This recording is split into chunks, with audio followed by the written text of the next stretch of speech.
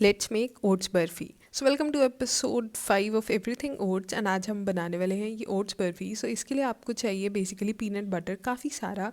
इसको थोड़ा सा मिक्स कर देना ताकि सॉफ्ट सी कंसिस्टेंसी आ जाए। देन डाल देना हनी, थोड़ा सा ओट्स का पाउडर, कोकोनट का पाउडर और अच्छे से इसको मिक्स कर देना।